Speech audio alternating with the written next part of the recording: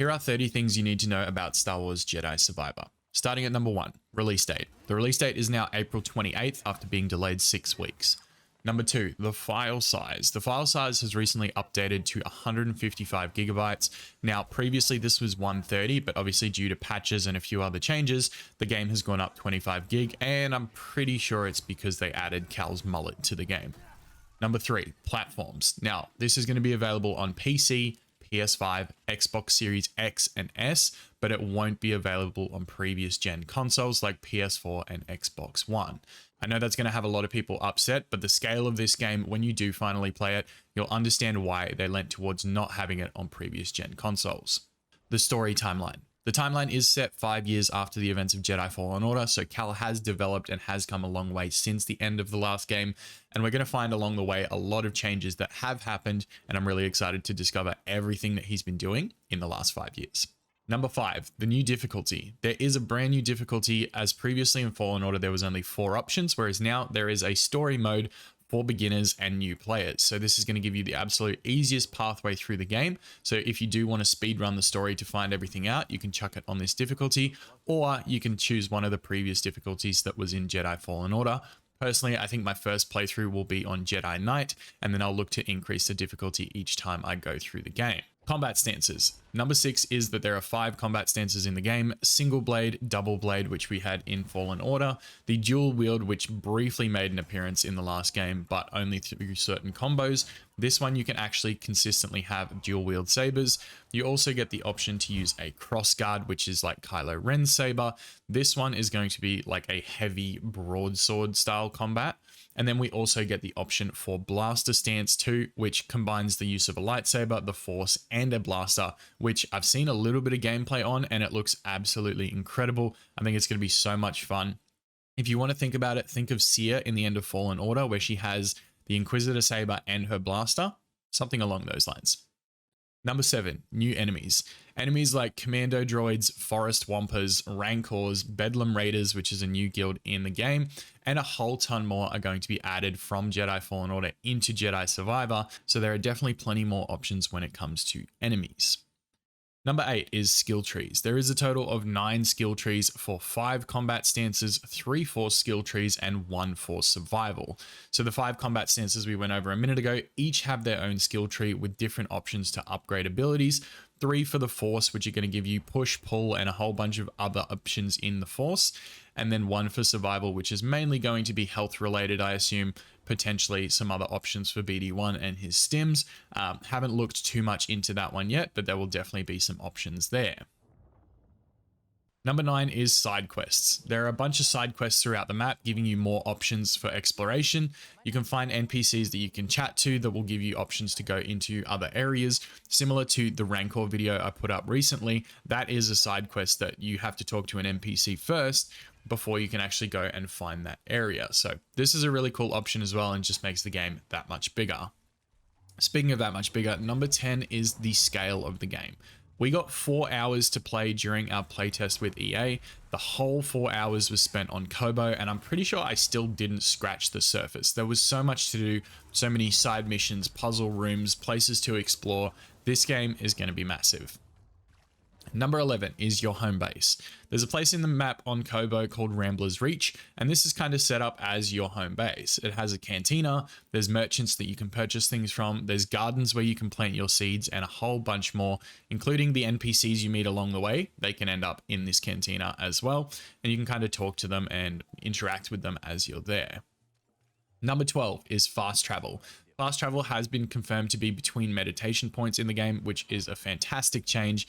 The previous game in Jedi Fallen Order, fast travel wasn't existent at all, and it was such a mission when you had explored this map, gotten all the way to the end, and then trying to get all the way back on planets like Zepho. It just took way too long, so I'm really glad that fast travel has been added into Jedi Survivor. Number 13 is Force Confuse. Now, Cal has a brand new ability in this game called Confuse.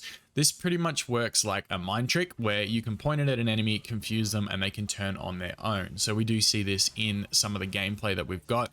Cal takes one of the larger enemies in the creatures and turns it on a bunch of stormtroopers. So this is one way to take out a bunch of enemies without having to do much work at all. Number 14, time trials and puzzle rooms will give you skill points and other rewards. These are like some sort of side mission on the map. You will find these. Sometimes it'll take you to a new area. Sometimes it'll just be through exploring, but you can find these in the map. We found a couple throughout Kobo, and there's always different challenges, which gives you a nice reward at the end. Most of the time we found though it was skill points, so hopefully there's some other cosmetic rewards in there as well. Number 15 is that there are new traversal options, including the grappling hook and a few other things that I won't mention, but you will see some animations throughout the gameplay that are new as well, which just makes the game feel smoother and more slick, but I really do like the addition of the grappling hook into the game. Number 16 is mounts. Mounts will help you get around the map faster, but it can also reach places that you can't by foot. Things like slippery slopes or high ledges. The mounts will help you get into position with this, and then obviously you can see there are flying mounts as well that will take you across the map if you need to. Number 17 is dismemberment. Dismemberment is in full effect in Jedi Survivor, and you can slice off limbs from pretty much all of your enemies. This wasn't in Jedi Fallen Order, and it pretty much felt like you were swinging a baseball bat at your enemies, so it's nice to see that you can actually take some limbs off in this time around. Number 18 is companion combat. In companion combat, you can pretty much call on friends like Merrin or Bodakuna to help you in combat. Now, I'm not sure too much how this works, but I assume there's going to be some sort of ability or some sort of button combination you can press that's going to call on these guys to give you a little bit of a hand during fights. Number 19 is the fact that you can recruit NPCs to add to your home base in Rambler's Reach. I briefly touched on this before, but as we were exploring Kobo during our playtest, we found NPCs that you can talk to. One of them had a DJ droid, and after talking to them, they end up going to the cantina and becoming the live performance at the cantina, where you can select what music you want them to play, and it gives you a couple of other options there. So it's kind of cool that you've got that option too, and I'm sure there are some along the way that will give you rewards too. Number 20 is ledge takedowns. Now, previously ledge takedowns weren't in Jedi Fallen Order. You could jump off a ledge and land on an enemy and take them out, but you couldn't climb up a ledge and take them out from underneath. In this game, you can, and it's pretty cool. Number 21, yes, you can pet the bogglings. I know a lot of people were asking that. Everyone wanted it in Fallen Order. Now you can do it. So go see those fluffy friends and give them a pet for me. Number 22, the vendors. The vendors can be found and you can buy cosmetics like hairstyles, jackets, and more. One of them in Rambler's Reach we do see in the gameplay that we've got, where you can buy like a mohawk for Cal, you can give him a buzz cut, there's a few jackets and shirts too, so definitely some cool options in there. Number 23, gardening. Rather than just having like this tiny little box inside of the mantis to plant your seeds, Jedi Survivor gives you like a whole garden. So you've got this large space and you can kind of pick and choose where you want to place each of your seeds. Once they start to grow out, you can kind of move them around and place them how you want them and make them look pretty. So those of you that wanted a gardening simulator, you guys get it.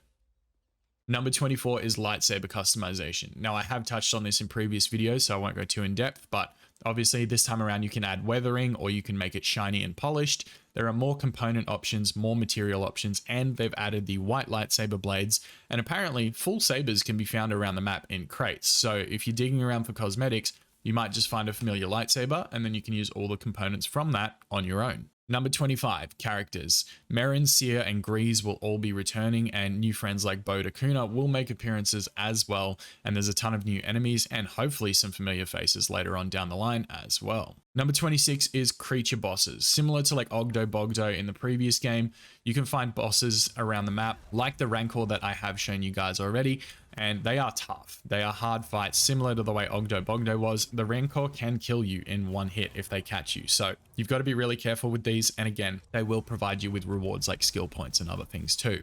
Number 27 is void training. Now a void training area gives you access inside the meditation point where you can practice your moves in a closed arena space. So if you've just unlocked something on the skill tree and you want to try it out before actually getting to enemies, you can jump into one of these void training spaces and just give it a go. Number 28 is BD1's customization. You can now customize BD1's photo receptors, head, legs, body, and more, as well as coloring and design options too.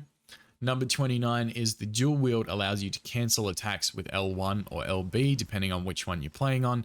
The dual wield is the only stance that lets you do this in the game. So if you're halfway through a movement animation, you can actually cancel it and dodge out of the way if you feel like the timing's going to be wrong for a full attack.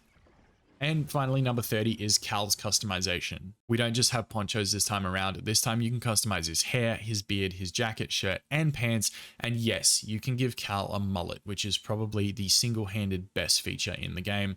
And I don't want to hear any discussion about it. I have no disagreements here. The mullet stays. As soon as we get the mullet, it stays for the rest of the game. All right, so that's 30 things you guys needed to know about Star Wars Jedi Survivor. If I did miss anything, make sure you guys drop it down in the comments below, because I can always make a follow-up video to let other people know what we have missed in this one. I hope you all enjoyed it. Leave a like if you did, and subscribe to the channel for more Jedi Survivor videos in the future. And with that said, I'm going to get out of here. Thank you so much for watching, and may the Force be with you always.